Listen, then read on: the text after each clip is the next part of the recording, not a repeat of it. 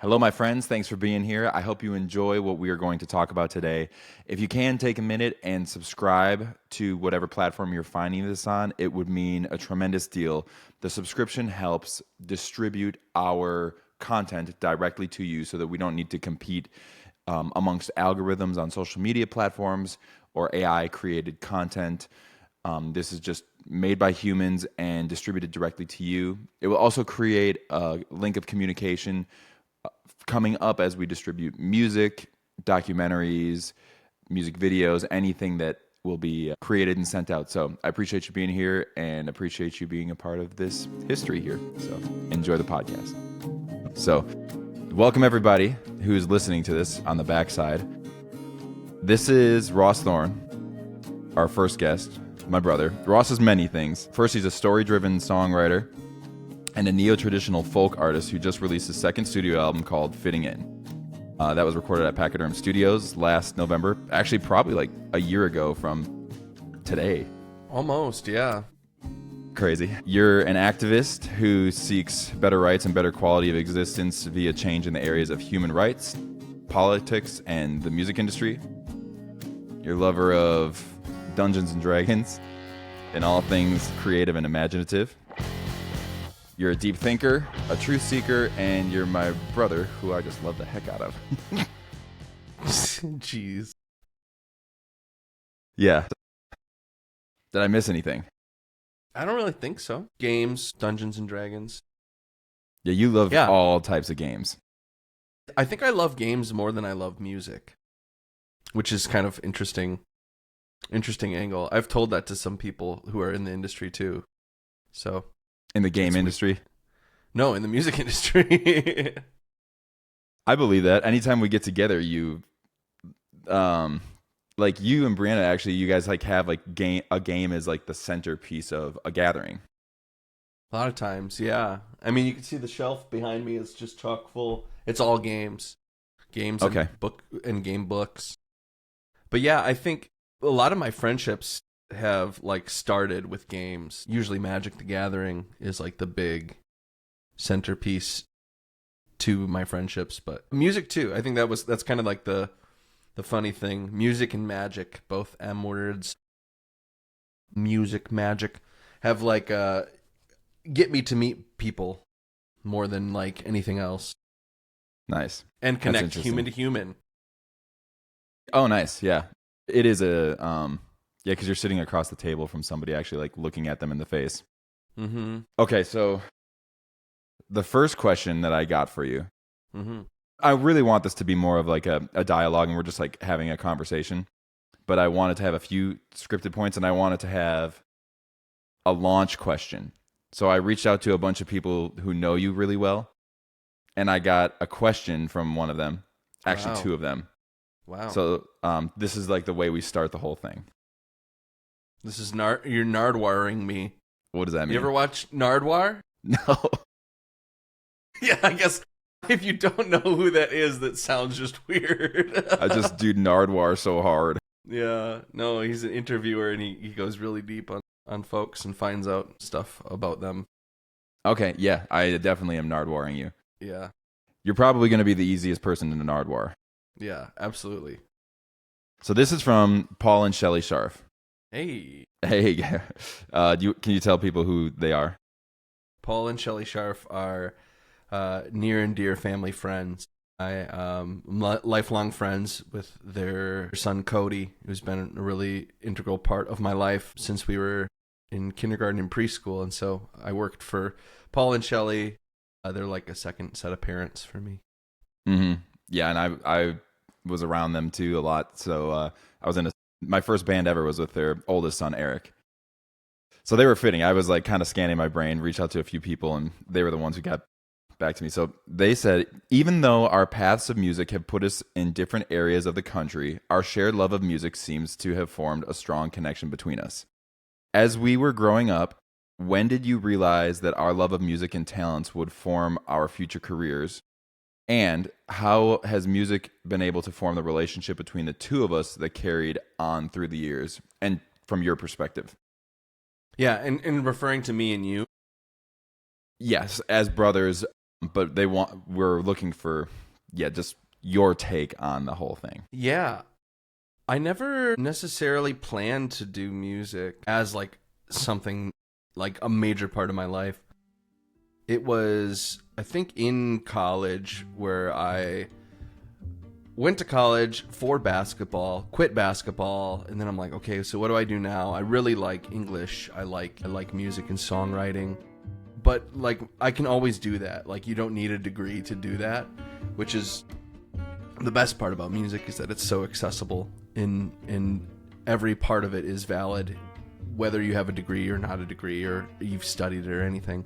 Some of like the best songwriters and musicians are quite novice, and like I think there's really cool stuff that they can put out because they're not really bound by some stuff. So that, I mean, that was sort of part of it. I wanted to get a degree in a hard science type of thing, knowing that, and I think it was like in college when I was forced to really like, you know, you pick your path, you know, it's like, okay, you are going to study something that is going to be your livelihood.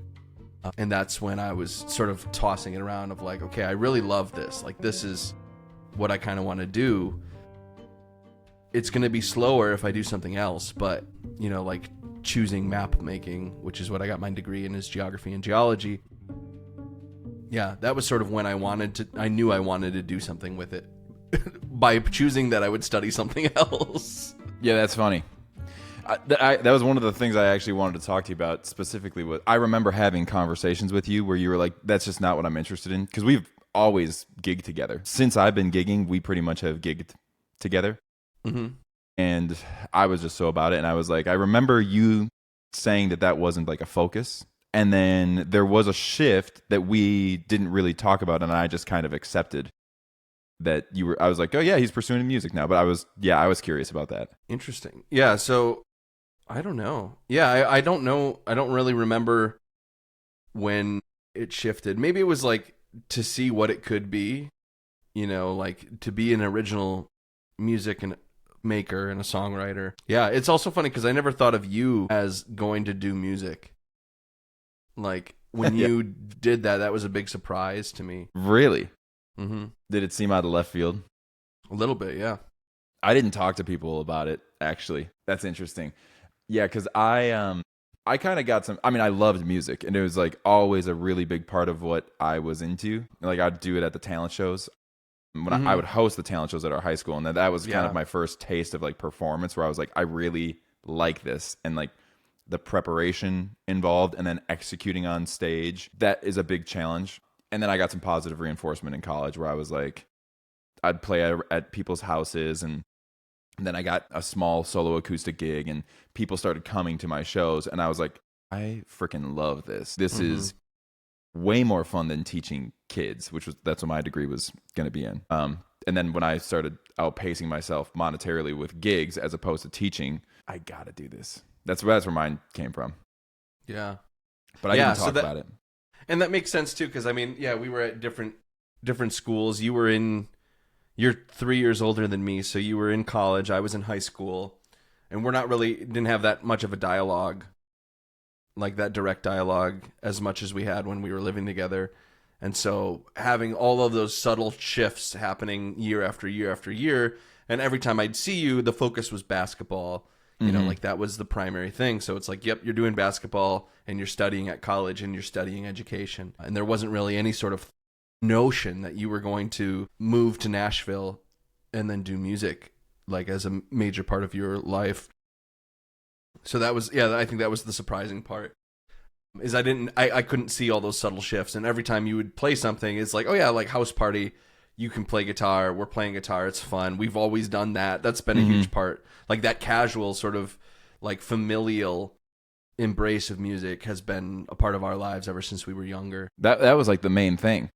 Mm-hmm. But and no one's doing it for money. You know, Ryan, our cousin Ryan, had you know, he was like the only one who's really done music as a career path. You know, at least in some capacity, like out of anybody, really, I think. Unless I'm forgetting somebody. No, yeah, I think so. Yeah, and that I've maybe like observing them and seeing. I remember seeing them at the beginning and following them along, and they evolved as a band. And I remember there was a point in there where I was like, they are now really good as a band. Our cousin's band. That kind of sunk in my head. And then when I was getting that positive reinforcement back from people around me at college, I loved this the most, and I just discredited it, thinking that it wasn't possible. That's hilarious that we both ended up in the same place with a bunch of little micro shifts. Mm-hmm. Very interesting. How has music been able to form the relationship between the two of us that has carried it on through the years? It's like how has our relationship been able to maintain itself through the years? Sounds like. Yeah, around music, or how has music shaped that? Yeah, I mean, you were pursuing it more seriously before I was. You would hit the ground running sort of with a band shortly after you moved down there, and you were really doing it. Like, you were cutting songs that other people wrote to, and you were writing your own songs, and like I was like, oh my gosh, like, yeah, that's moving and shaking. And for me, I was still sort of just writing in my bedroom very slowly. And then I think, after you left the band, after the band sort of broke up and dissolved, we were both solo musicians at that point, and I was more established myself as a musician. I was writing, I had a lot more tunes of my own. We were in similar spots. We released our first solo albums, like the same year. Mm-hmm. So that was kind of cool to then also talk about. And I think that's been like the foundation of it lately, is like, we're at a similar spot just across the board. Like, we're both on our second, like, I had just come out with my second album. You're working on your second album. We're both applying to festivals, playing shows, highlighting original music, and like focusing on that, which is cool. Yeah. And so we talk like a lot of the struggles and a lot of the cool parts of like connecting with people or anything like that is we're learning from each other a little bit of the experience, especially too, like how different our scenes are. Like, you're in like the music capital of the world and doing it there and have your own reflections in like hardcore industry stuff, and mine's like more of like local scene, pretty unique across the country, I guess. Like, it's a good scene in Duluth and in Minnesota in general for arts, but it's not huge, but it punches above its weight class, is what I always say. Well, yeah.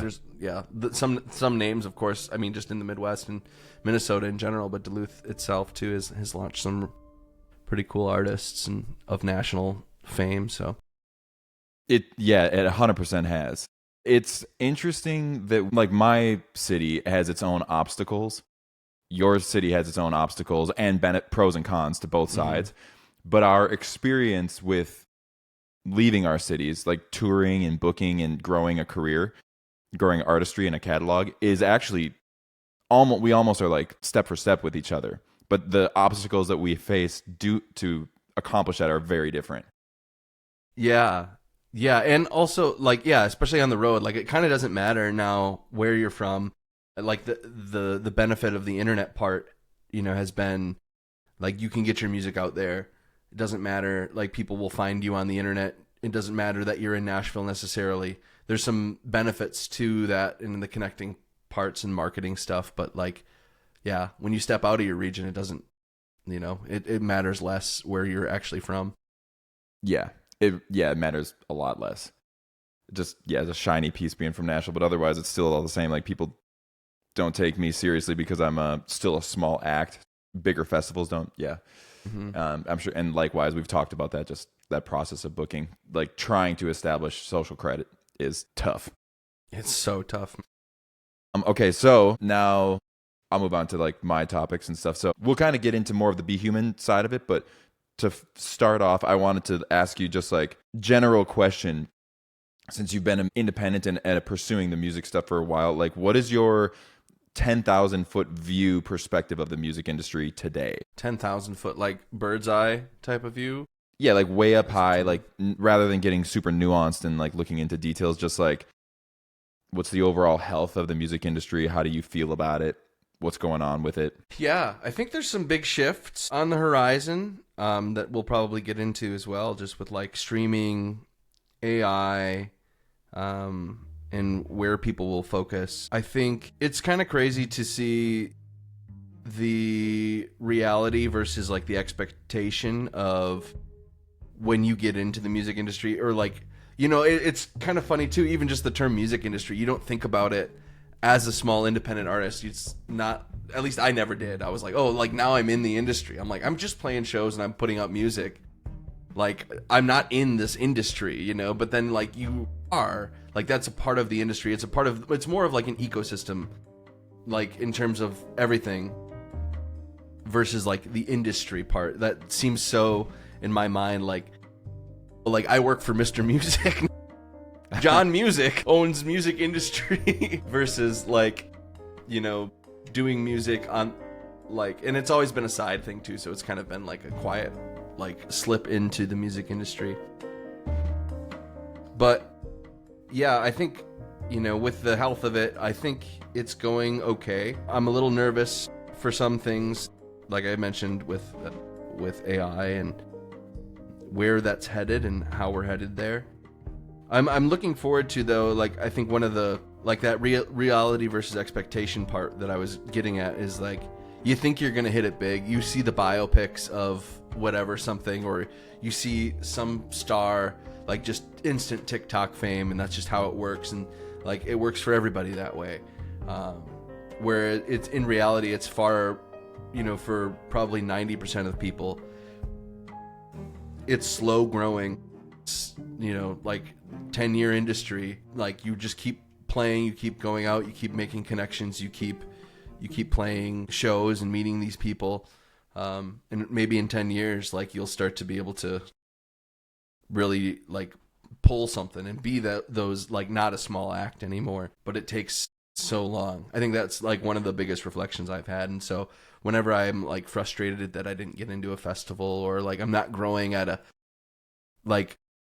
a really fast rate, like it helps me to take that 10,000 foot view of like, okay, like I am like this it's a long road, and if I can stay the course, it'll be cool.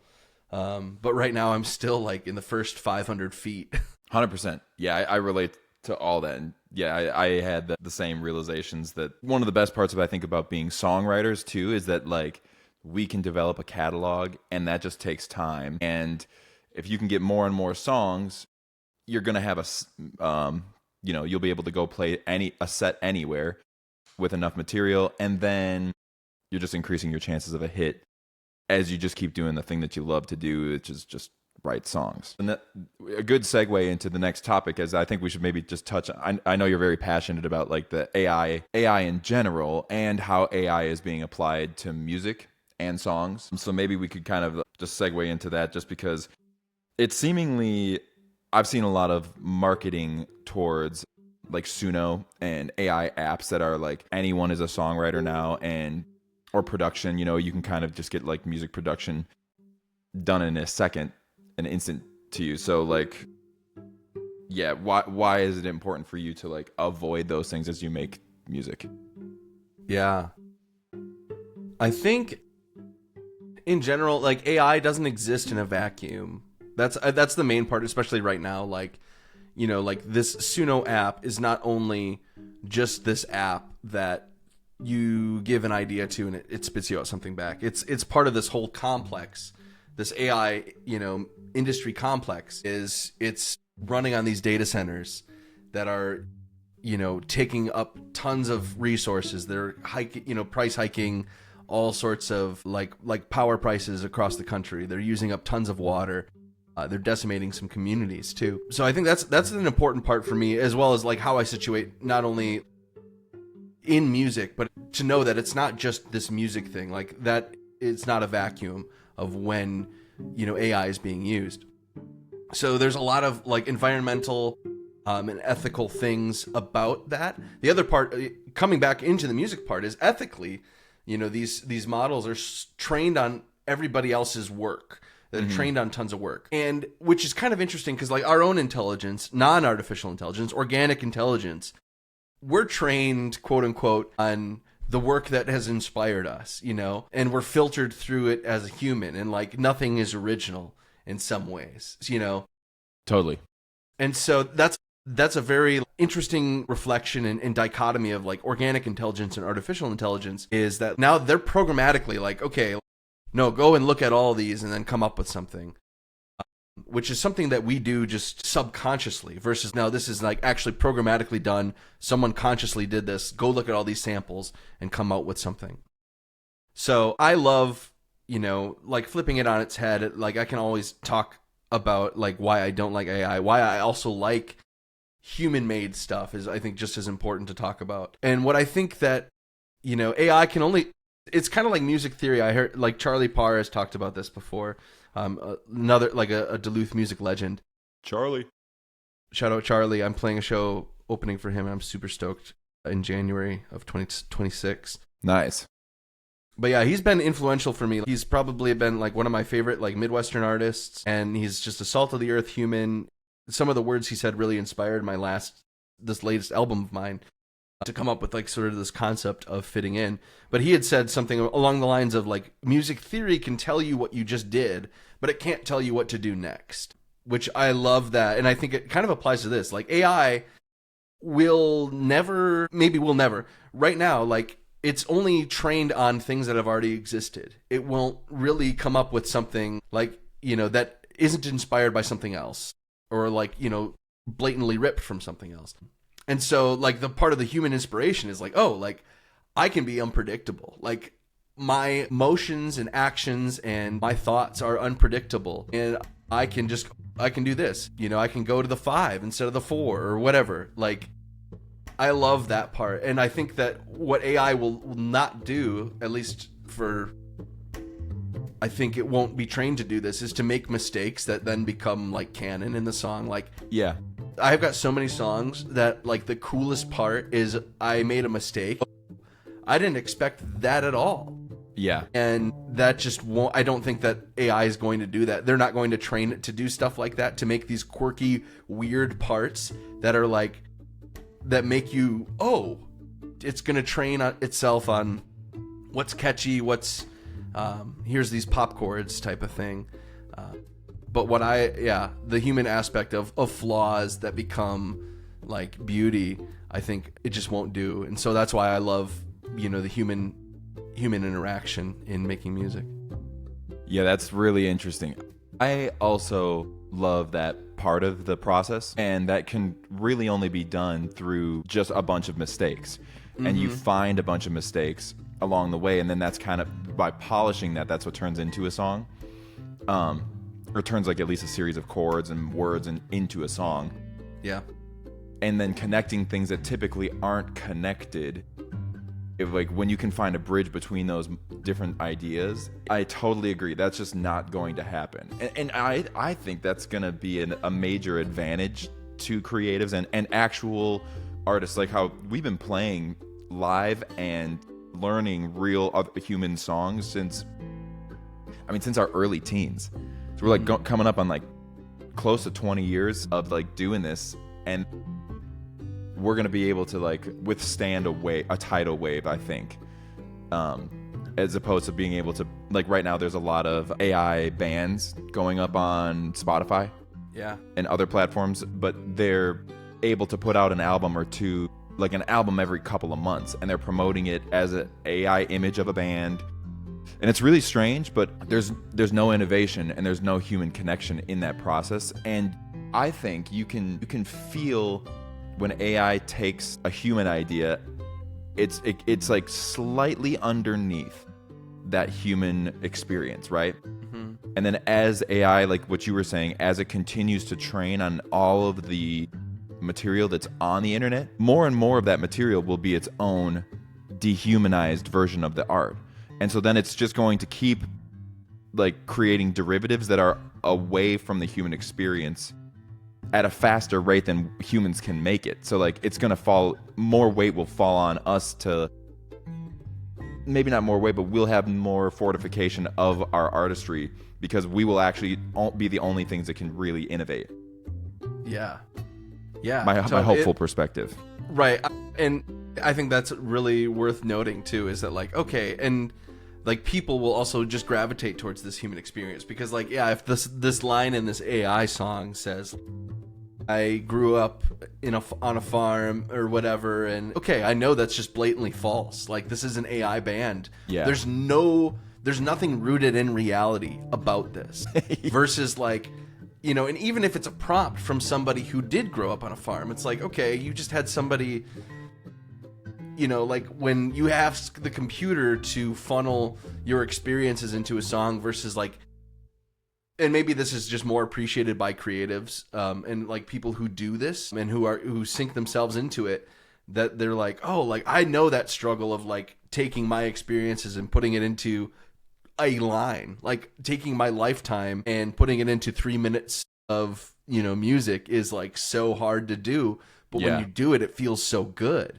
And people, I think, people who don't have that appreciation for doing this work. And I love from Rick Rubin's book that I think we've talked about this before, but there's this parable of this guy who, like this new technology is invented for him to draw water from a well, but he still does it the old way because it reminds him where it's coming from. And so in a similar fashion of like, all of us have this appreciation for chiseling out this song that's in existence, and refining it with our own experiences and this human touch that, like prompts just won't, and AI just can't do. Like, it'll just never have the human spirit. And yeah, like you said, it just will degrade over time. Yeah. I mean, like, even like our voices and our eyes carry a lot of emotion. Yeah, you're a lyric person first, so that's interesting that you brought up the lines and that's what you connect with, because I feel it in the melodies and in the inflections of a voice. Like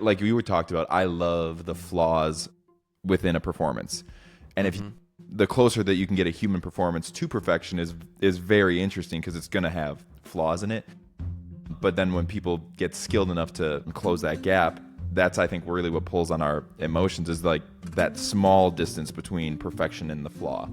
And yeah, I that's my biggest thing, is like when you hear the vocal on some of these AI songs, it's like it sounds great from a sense of perfection and a sense of like the melodies and the songs and everything's put together, but it's so like plastic, rather than like warm and heartbeat feelings, So that's I think it's just gonna continue to like derail like that because of those things.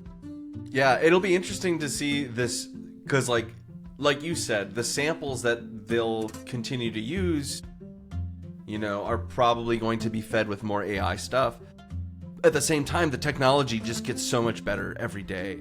Like, you look at like what was made like 2 years ago with AI, and you're like, oh my gosh. Like, and then you look at what's made today, and you're like, that's AI ?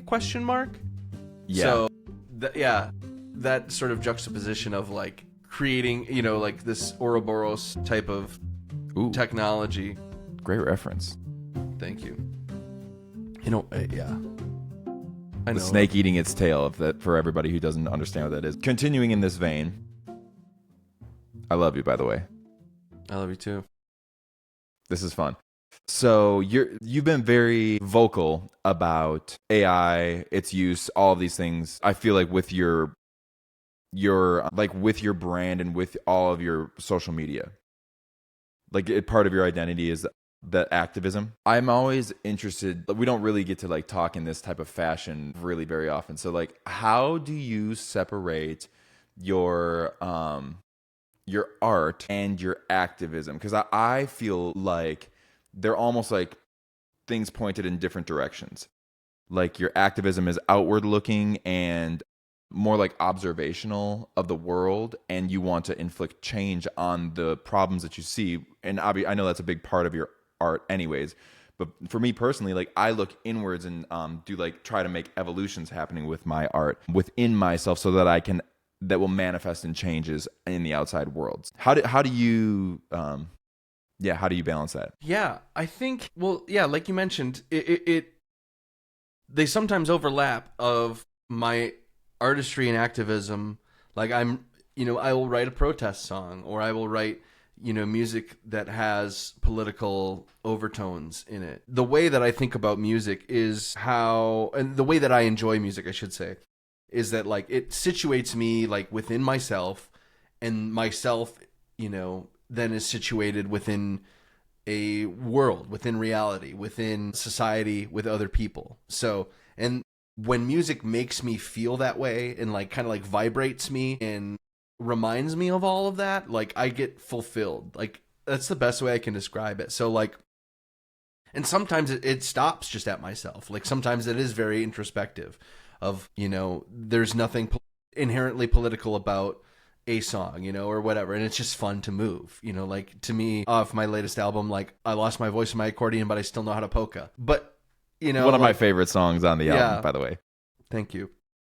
But even that too, I don't know. Like, I think we have this idea that like nothing is political, or like there's a lot of people with privilege who like to stay apolitical or not have politics influence something. But like just living in a world with people in a society under government, you know, everything's just political. Like my song that doesn't say anything political at all, Baby That's All I Need, just talks about loving yourself, loving your neighbors. Doesn't say like vote this way, but that's political. Like because people don't want people to do that sometimes too. But I don't know. Yeah, like I think I'm going off the rails, but like this when it situates me and myself, and then sometimes that's then extended into the world around me, and I really like that. I like it when I can feel like I'm a part of this world and relating to causes, relating to the environment, and relating to other people who are existing. Yeah, that's really interesting. Like it's so interesting to hear just how you almost like fit like a jigsaw puzzle within music itself. Because you're like, I sit in this place, and then when something vibrates me to that sense, like about the world or about like what you're writing, or even if you're consuming another song, it activates you, and then that's the part that you love the most. I also like my biggest thing is music is an agent of change as well. And it's really interesting that you mentioned Baby That's All I Need, because like my viewpoint is that like really like love is the only thing that can change anything. And that's just how I view everything within my own music. I'm like looking at it that like with creating more within myself and digging deeper within me, which will allow me to have a greater capacity to love something, music or other people or all of it, that work and going in with that shovel like that allows me to access different parts of myself via songs. And then those songs are agents of change, even though I don't typically specifically write about what's happening in the physical world. Like I'm like kind of like down here in the trenches, like underneath the surface. And then I don't go back up and observe, or at least maybe I'm not moved to write about things that are happening up on the surface of the earth. You know, it's more of like what's within myself and trying to get to deeper places. So yeah, anyways, thanks for sharing it. I thought that's always like intrigued me, of like how you get so charged about those types of things. Yeah. Yeah, and I mean you're writing too, like it's far more, at least in my mind, like conceptual. You know, it's less like narrative lyric writing that you do. You know, it's these experiences, it's these visions, it's, you know, like you're tapped into like a space where things aren't totally clear, which is like, I love that form of songwriting for like really helps people to then bring themselves to it, to sort of make these connections. You know, we've talked a little bit about some of my songs that are a little bit more narrative, even though they're fictional type things, but then people latch onto these concrete objects in there and they're like, who's that? What is that about? You know, and yours are less like that. And at least most of them, for me, I don't know if I'm accurate about that, but like when I listen to most of the songs that you share with me or that you've released, they're dream-like. The edges of all the images are blurry to me. Yeah, I mean, I write a lot about psychology, which is a very dreamlike thing, because it's like paradoxical in nature, like just the mind, and how that's like what my degree was in college, was like learning about the mind and psychology and with education. So that's just the stuff that makes me light up, like what you were talking about when that's why I really love the Beatles, is because like they were really into the meditation stuff. They were really into like sinking into themselves. And then like John Lennon, for example, his lyrics are all very that way, like across the universe, or just things that's the things that those are the things that I guess like make me think the most, and that's the part that the way that I like lyrics. But I mean, I love storytelling too, but I think there's a time and place for both, and I just tend to, we're both on different sides of the fences for where we tend to plant our home base. Yeah, I did a workshop on storytelling and songs, and I touched on more narrative driven, and then also more like scene driven storytelling. So having these like scenes and describing objects and their juxtapositions are sort of like inviting the person to tell the story, their own story, with all of those scenes. But I also, before we move on too, I wanted to say like even with inward storytelling and like political stuff and non-political stuff or activist, because like, and a callback to that, nothing is in a vacuum. So like the example of the polka song is so whimsical. It's just a story. It is a story, it is a narrative story. It's a polka, so it's kind of silly, but it's all rooted at the same time. Like, and I had no overt message to get across in there, but we are descendants of Polish immigrants in Wisconsin. Yeah. And that's why polka music was so big where we grew up. And so you're touching on things like immigration, you're touching on things like labor that, because they were all brought in to work lumber camps. And so all of these things, like the reason that I wrote a polka is situated within the real world, in real world politics that are still relevant today. So it's just kind of crazy that like even, like the song that was the least political song I've probably ever written is still steeped in my real world experience, and which is also something like, to harken back, AI will never give you something like that. Right. Like all of those layers that made that song come into existence is crazy. Yeah, dude, that is interesting. It's the chain of events, like, yeah, from our Polish ancestors to Grandma Irene to hearing polka music all the time when we were growing up. So that it was, and like that's just what we did when we would go to weddings or have dances. We polka'd. Yeah, I bet a lot of people don't even understand like how normal that song is for us. Yeah. Which is hilarious, but I mean, it's so true. Man, this is interesting to talk to you about this. I don't think of politics in that way, but that is totally what that is. It's like everything is just kind of influenced and touched by it. And it's just interesting tracing a thought back like that in like a linear fashion where like it eventually gets there, and that's where I like why I view like love as such like a impactful change of activism, is because like real love actually creates like a branching effect where like all of a sudden like you can see where the line is going, and then it takes a 90-degree turn and goes another way because it doesn't correlate with physics.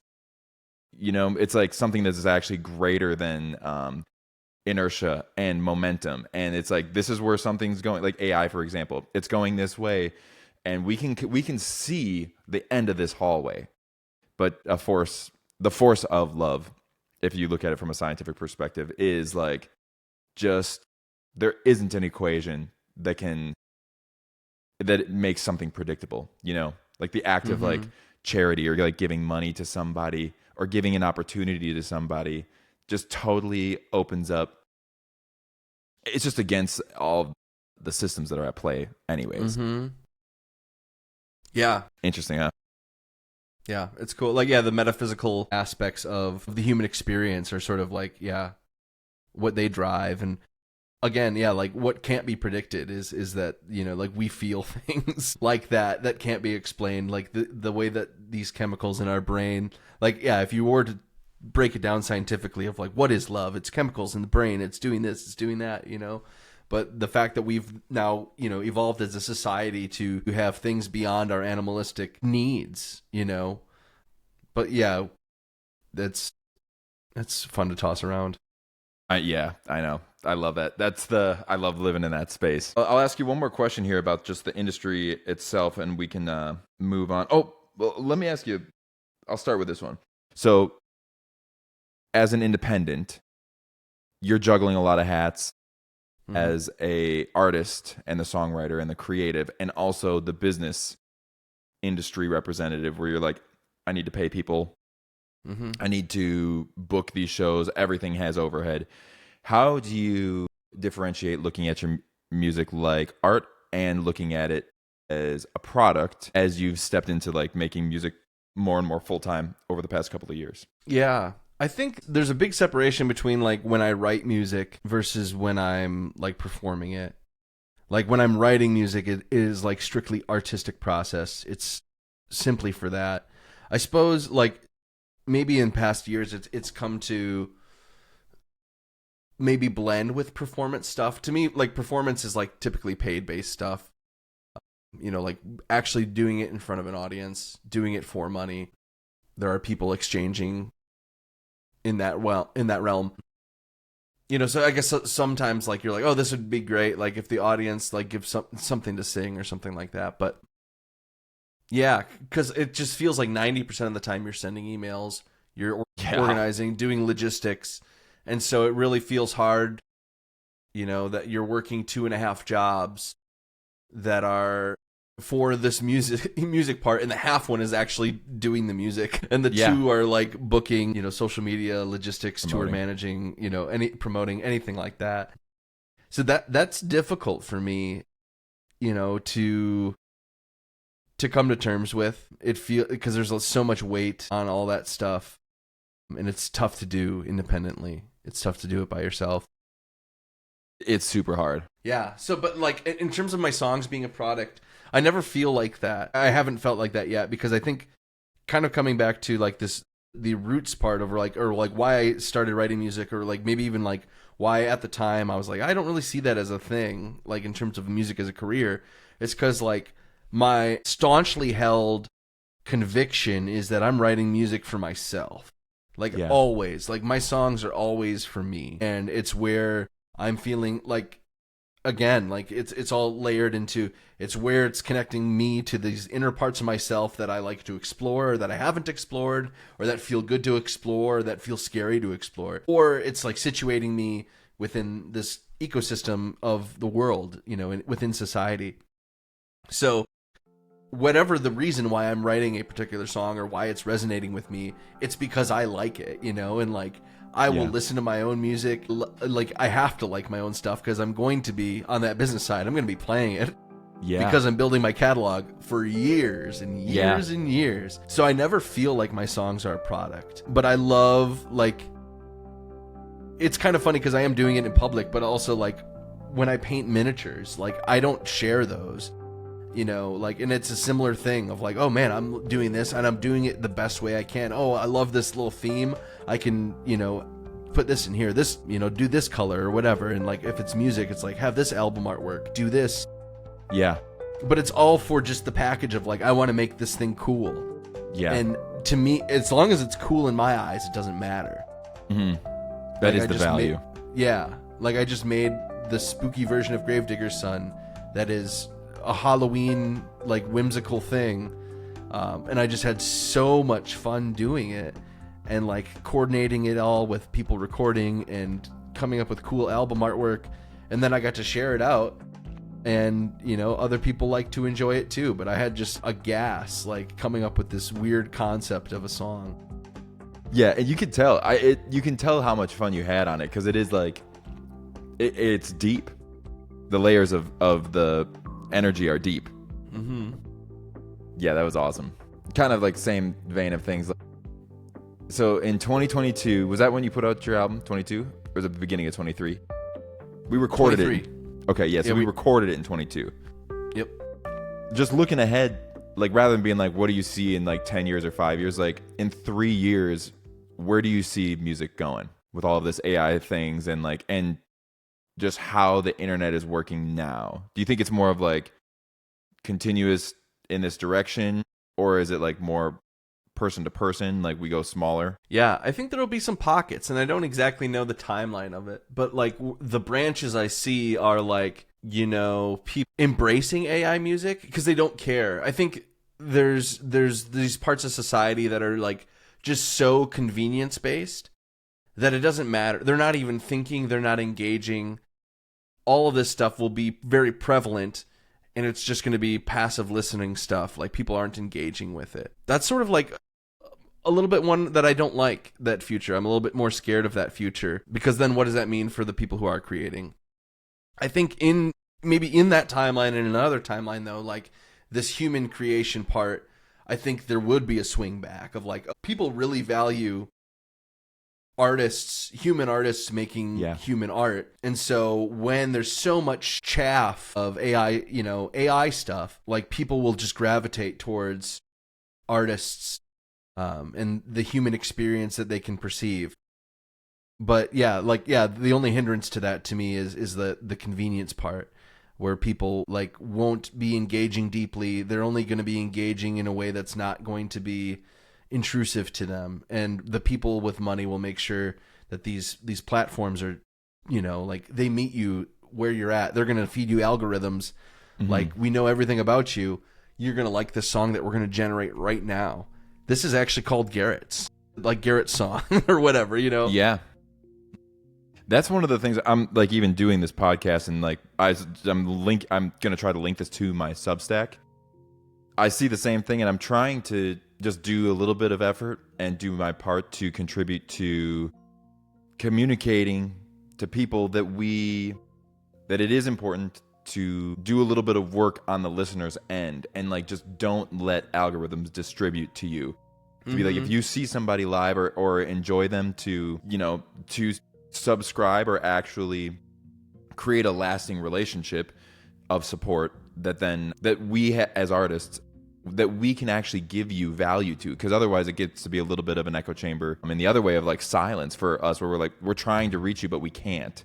Yeah, I've tried my hardest myself to not engage with algorithmically generated like playlists or anything. Like, in last August, I made the commitment to, okay, this whole year, like the August before that, I did listen to a new album every day. I did that, and that was kind of fun.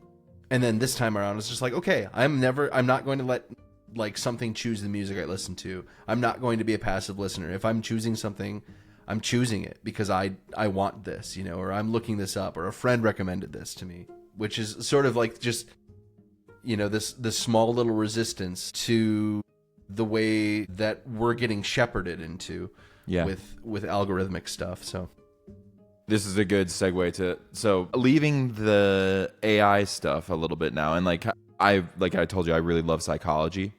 Just like talking a little bit about that. I just view algorithms as our own mind.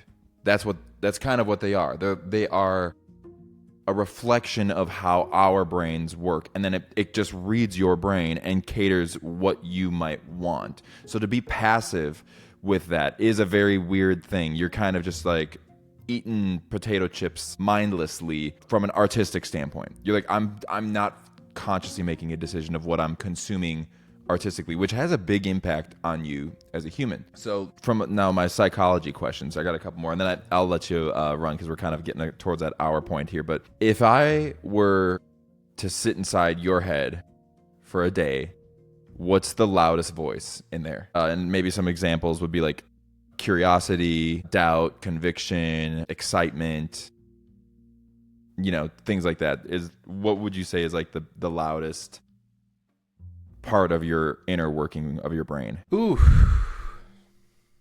Man, I feel like it just changes. It changes a lot. I feel like that's a normal answer too.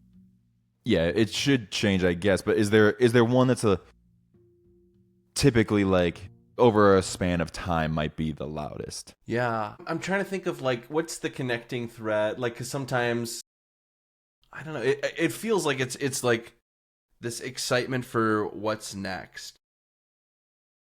Yeah. Or something like that. Or like this determination of like, cool, here's your next thing. Like, that'll be so fun to work on.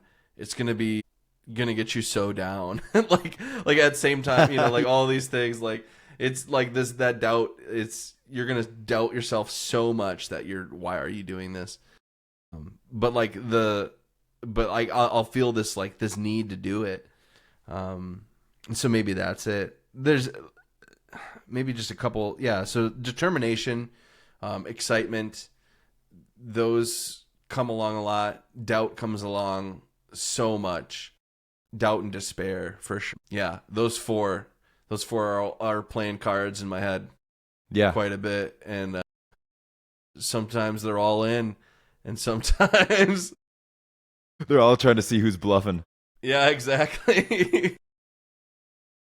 Dude, that's Yeah. interesting. Determination's a good one. I hadn't really thought of that just because but yeah, just like you definitely do that, and like you're always like yeah, very like steadfast with your effort. Yeah, I think the one of the best lessons I've learned too is like that no one's gonna do anything for you, and I feel like I've heard that my whole life or whatever, but like nothing really clicked until I've tried to do something and like tried to get other people to do things with me or for me, Yeah. and they just don't. And it's like, you guys aren't as excited about this. You guys don't have this fuel for my thing, which I also get. Like, I don't have that fuel for someone else's thing necessarily. Like, if you're, like the spooky version of Gravedigger Son was like exactly the latest thing for that. It's like, okay, I've got this determination. I am organizing all of these musicians. I'm following up with them all to record it independently, and I pieced it together. I mixed it. Like, I'm doing all of this stuff. I'm like learning things because no one else is going to do this. No one else is going to talk to an artist to make the album art for me. No one gives a shit that this is going to happen until it happens. And so I'm the Yeah. one who's, like who's doing this, so that I'm determined to make it cool and to get it done. But yeah, It's yeah, that's something that I struggle with is like when other people don't align with that drive, because that is my from our childhood, like when we were, whether that was like playing video games together or like whatever it was, I'm like, let's do something. And when someone's like, yeah, let's do it, I'm like, okay, then we're both in on this. And when someone is like, yeah, I even want to just change my mind, I'm like, what the heck? Like, I get so worked up about that because I'm like, we agreed to do something and we're not done with this. I could see, I mean, I relate to that one a lot. That is also tough for me. yeah, I used to get more fired up about that too. Of like, hey, you said that you were going to do this with me. I've planned for you to do this with me. Like, everything's in place on my end for you to do this with me. And then like if I were having somebody sit in with me on guitar or something like that, and then they drop out last minute. Dude. Like, I've had that really piss me off before, and now it's just like, cool, it'll still be fun. Like, I've come around to be able to like really regulate myself in that, which is I'm really grateful for. And like, I can to tell. to not think like, oh, that's the end of the world now. Like, this, everything sucks now that you've dropped out of this. Even though like it's just like the watchful observer's like, that doesn't matter. Like, it's still gonna be a show, or whatever. Dude, good for you. I struggle with that. You know that I do. I do. When like if somebody backs out, particularly on like a gig or something like that, that's a great example. I go from a 1 to a 10. And I'm just like, I've noticed that those things like don't bother you. Like when we did the theater show and we would like get faced with a little bit of adversity, you're like, oh yeah, it's all good, which was good for me to work with you on that, because then I would be freaking steaming over something that happened, and I was just like, oh, the grumble, like this, and you're like, oh yeah, it's okay. I'm like, how is he so zen about this? Like that's such a envious trait. Yeah, and I like doing some organizing too, like in my community with like the local artists and local activists, and trying to get stuff done. Like, it's sort of the similar thing of this determination. It's like, okay, cool, that's not going to happen that way. Like, we got to get over that. Like, there's no sense in trying to make this happen in this particular way, even though it sucks. Like, and it feels hurtful, And now it's information. It's like, cool, maybe now I can't rely on this person the way I thought I could, which sucks. And that feels bad because you're like, I thought we were all in this together. I thought you were with me there's this break in how like this person who I thought we were aligned with, we're not aligned, and that hurts to feel that sometimes. So there is a lot to unpack, around this whole thing, but at the same time it's still like, cool, you're not doing guitar for me. Someone else can do guitar for me, or I will have nobody do guitar for me. Yeah. Whatever it is, like, how else are we going to get this to the next level? Like, this thing is just going to be different now. And I mean, even recording, I think, is a lot like that. And like when we were recording this at Pachyderm, like, you have to give up that control a lot of times. And like, that's the experiment of it, where you trust other people to bring themselves to it. And like, you also like, you're like, cool, this is my vision for it. And if you are able to separate like yourself from the song, like, oh, it has to be this way.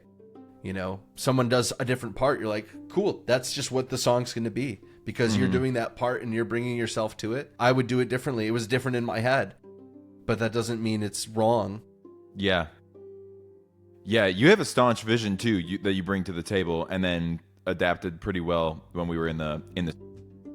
Yeah, that was a lesson, man. That's still difficult. Like, I think this time around I did it pretty well. Mm-hmm. And that's something that's. Go ahead. Sorry. No, you go. That's something that I do in the. You're the yin and I'm the yang, in this sense. Like, I enjoy making people squirm by giving zero direction. Like, I will take an idea and I will put it right in the center of all of us and wait.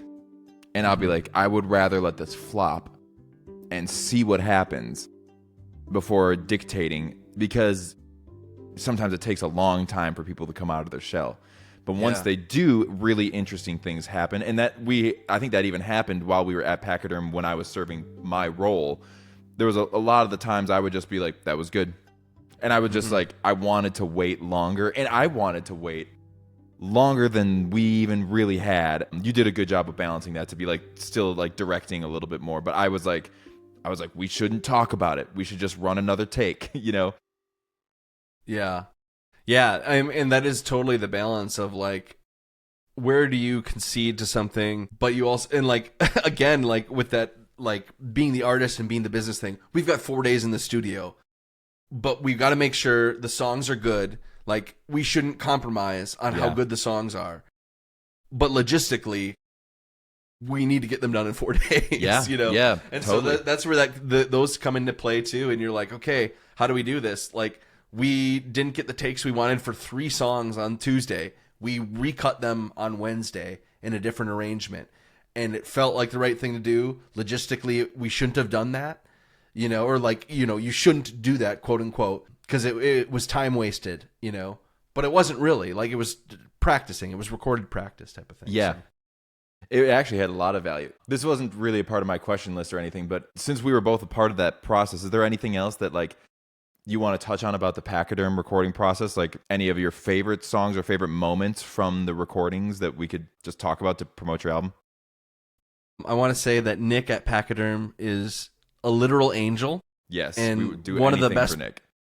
I would do anything for Nick. So yeah, if you're listening to this and want to record music and want to work with people who like are professional in such an inspiring space, like Pachyderm is like insanely good for that. And like, gem of a person that Nick is, to be like, like steering that ship is like, that also gives me hope for the future. Like, it does. There's people like that in this world who are doing good things, who, like, have studios at their disposal, and they're doing awesome things with that power of, and that privilege of that. So yeah.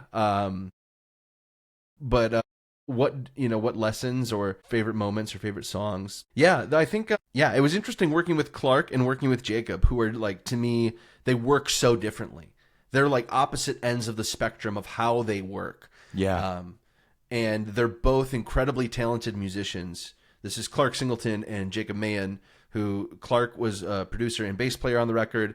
Jacob played acoustic guitar, played a number of guitar, a banjo. He's an instrumentalist and vocalist, and a great Duluthian artist. You even cut one of Jacob's songs Yeah, we cut one of Jacob's songs. And so yeah, like my favorite takeaways from that were like working uncomfortably with their personalities and the way that they work together and the way that they don't work together and trying to find like the balance. It was a tiring struggle for me to not only have my artistic, like I'm serving the song, but I'm also now a team leader that needs to balance how I communicate with them, how they communicate with each other. But it was really cool. Like, and this is part of that thing of like, I don't want to press a button, like just to keep coming back to some of the things that we've talked about. Like this process of making art is uncomfortable sometimes. It's so cool and it's so rewarding that I would never get that by typing in a prompt and pressing a button to say, make me this song. Like all of the songs that you're hearing on this record that we recorded at Pachyderm, there's so much human experience baked into the writing, baked into the recording, baked into the mixing, even like all this stuff, like when you look at that art that's on the album, like I was talking to other humans who made that art. There's so much to it. And there's so much work and like the spirit that went into this that like I'm so proud of it for like getting it out there in the world. And yeah, so slight tangent, but yeah, like that struggle of making the record and like overcoming the struggle and getting through it together was really cool and really rewarding and a lot different than the first time that we recorded too. It was so different. Yeah. I loved it. I appreciate you having me there and like inviting me, because that was an interesting thing for me, that there wasn't like I was in an interesting role. I was like almost like secondary vocal producer behind you.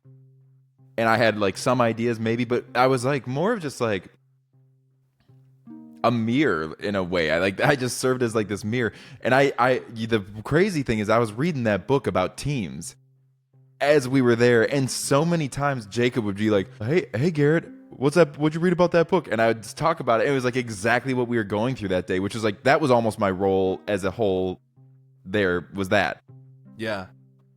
I thought that was so interesting. And it was very interesting to observe the team working together. And I have felt a lot of that same pressure in my project of doing things, but just managing different people's personalities and understanding how they'll fit together.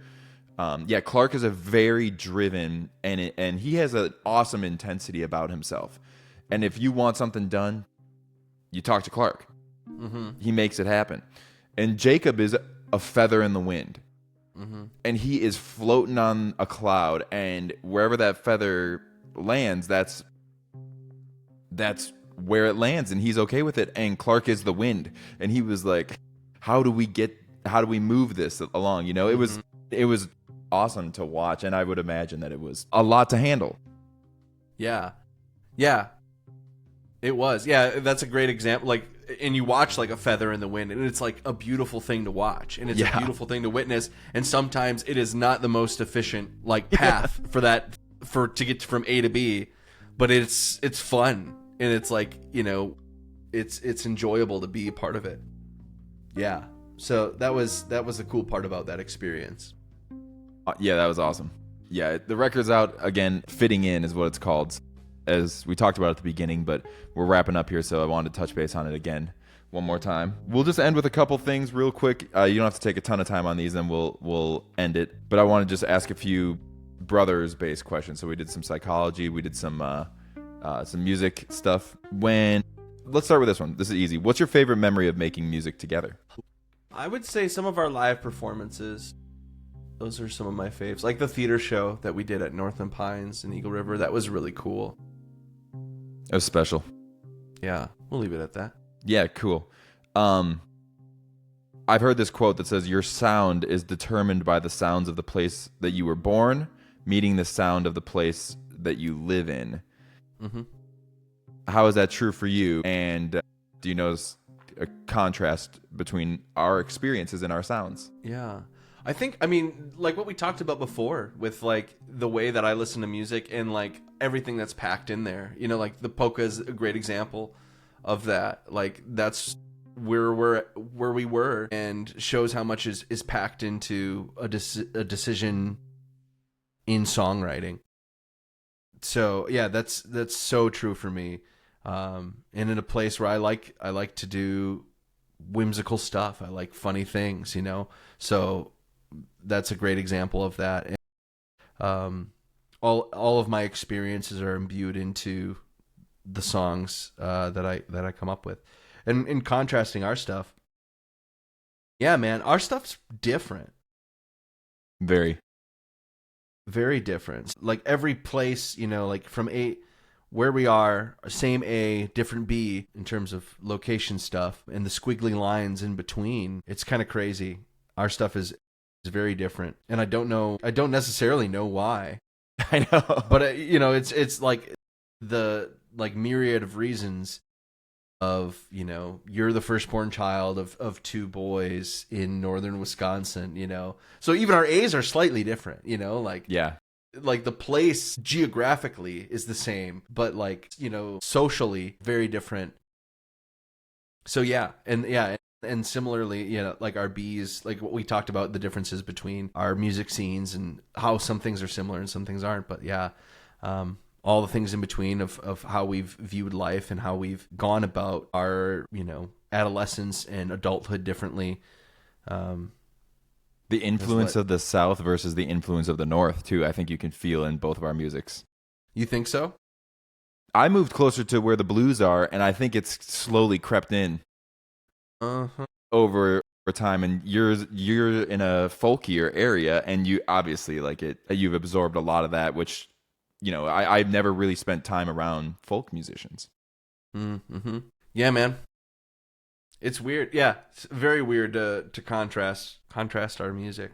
We have a similar spine, though, with like acoustic guitars and songwriting and live performance and the craft of playing and singing. Like, because I think the way we came up in the scenes that we did, but like we have they're very different, but like as different as they are, we like the theater show, like we felt like a bill together, Mm-hmm. Yeah, I think we probably always will. Yeah. Yeah, that's strange in itself too, that like it feels like a natural sort of billing, and maybe just because we're brothers, I don't know. Yeah. Two more questions for you. When you close your eyes and think of our childhood, what does it feel like to you? Maybe childhood home.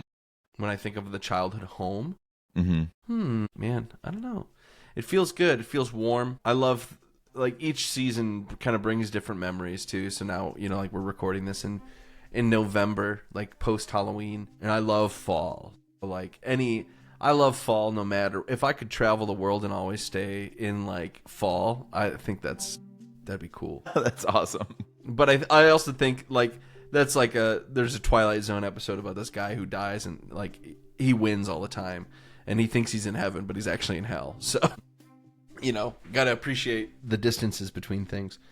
But yeah, I don't know. I think of warmth and warmth and safety.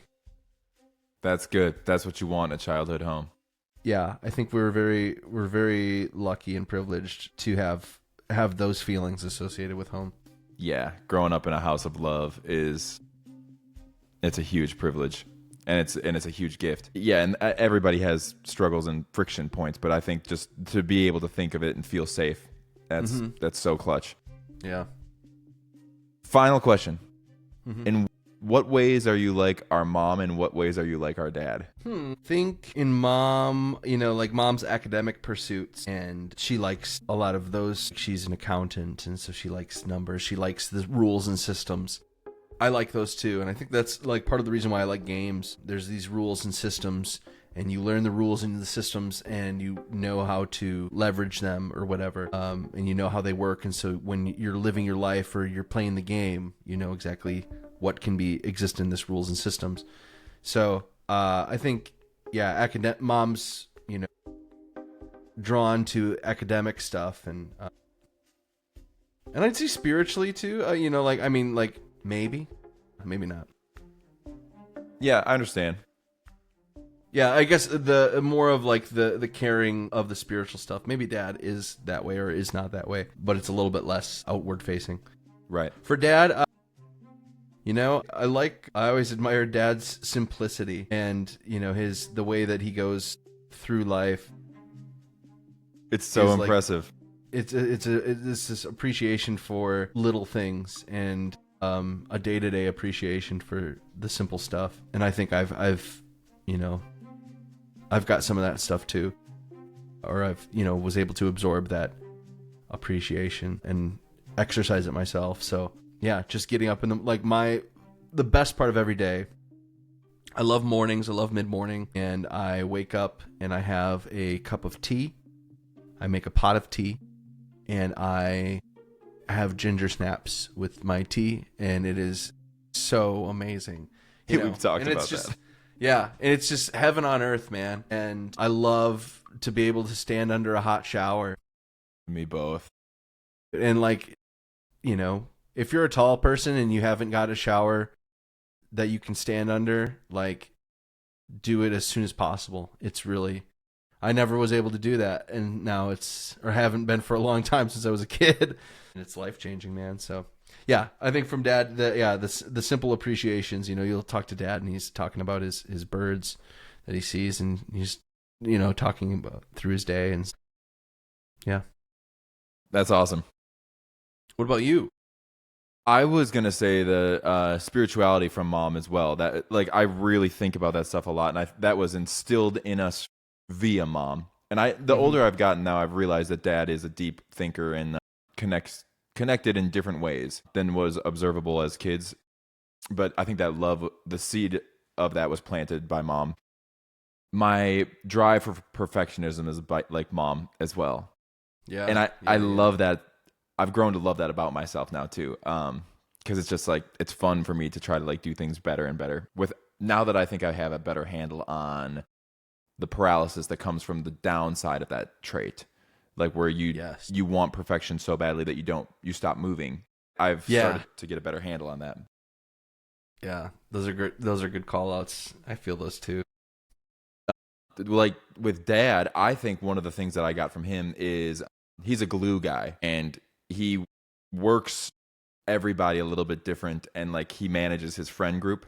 And I feel like that's how I'm the most like Dad. Like when we play with the copper pennies or something, you know, I'm like Joe in that sense. Yeah, nice. So that's it, man. That's all I got. I appreciate you. Thank you for launching this podcast, and I love you. Yeah, man. Thanks for having me. I love you too.